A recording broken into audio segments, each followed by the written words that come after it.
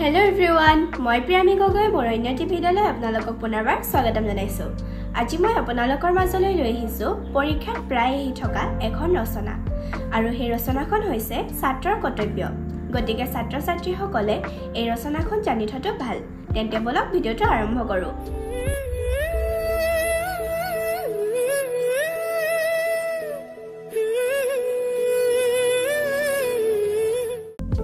ছাত্ৰৰ কৰ্তব্য আৰম্ভণি মানুহে যি সময়ত বিদ্যা শিক্ষা কৰি জ্ঞান আহৰণৰ দ্বাৰা ভৱিষ্যত জীৱনৰ বাবে সাজু হয় সেই সময়ছোৱাকে ছাত্ৰ জীৱন বুলি কোৱা হয়।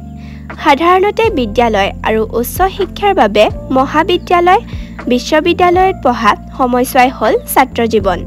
সেয়েহে ছাত্ৰ জীৱনৰ প্ৰধান কৰ্তব্য হ'ল শিক্ষা লাভ, যাৰ দ্বাৰা এজন সুনাগৰিক হ'ব পৰা যায়। ইংৰাজী ষ্টুডেণ্ট শব্দটো 7টা বিভিন্ন শব্দৰে গঠিত। এই শব্দবোৰৰ অৰ্থ হ'ল অধ্যয়ন, সত্যবাদিতা, একতা, নিয়মানুৱৰ্তিতা, আগ্ৰহ প্ৰকাশ, নিৰপেক্ষ আৰু বিশ্বাস। কৰ্তব্য ছাত্ৰ জীৱনৰ মূল কৰ্তব্য হ'ল বিদ্যা শিক্ষা লাভ। তাৰ বাবে লক্ষ্য হ'ল অধ্যয়ন। ভৱিষ্যতে সুনাগৰিক হ'বলৈ অধ্যয়ন কৰাটো নিতান্তই আৱশ্যক।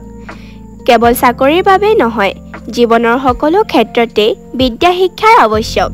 ইয়াৰ বাবে আন এটা কৰ্তব্য হ'ল সৎ চৰিত্ৰ গঠনৰ বাবে প্ৰস্তুতি। সৎ চৰিত্ৰৰ মাজেদিহে আমি ভৱিষ্যত সুখৰ সংসাৰ আশা কৰিব পাৰোঁ। নিজৰ পাঠ্যপুথিৰ উপৰি চৰিত্ৰ গঠন আৰু জ্ঞানৰ বাবে পুথি অধ্যয়নৰ আৱশ্যক। মানুহে পৃথিৱীত সুখেৰে থাকিবলৈ হ'লে সুন্দৰ স্বাস্থ্যৰ গৰাকী হ'ব লাগিব। ইয়াৰ বাবে ছাত্ৰ অৱস্থাতেই নিজৰ শৰীৰৰ প্ৰতি যত্ন ৰাখিব লাগে। নিয়মিতভাৱে খোৱা বোৱা কৰা, শুৱা উঠা, গা ধোৱা আদি কামবোৰ কৰাৰ উপৰি ব্যায়াম কৰাটো কৰ্তব্য। নিয়মানুৱৰ্তিতা আৰু সময়নিষ্ঠাৰ প্ৰতি সচেতন হ'লে ছাত্ৰ কেতিয়াও বিপদত নপৰে। খেল ধেমালি নিয়মিতভাৱে কৰিব লাগে। আজিকালি খেল ধেমালিত পাৰদৰ্শিতা দেখুৱাব পাৰিলেও সুনাম অৰ্জন কৰিব পাৰি। জ্ঞান আহৰণৰ বাবে বাতৰি কাকত আলোচনী পঢ়াৰ উপৰি ৰেডিঅ', টেলিভিছনৰ শিক্ষামূলক কাৰ্যসূচী চোৱাও কৰ্তব্যৰ ভিতৰতে পৰে।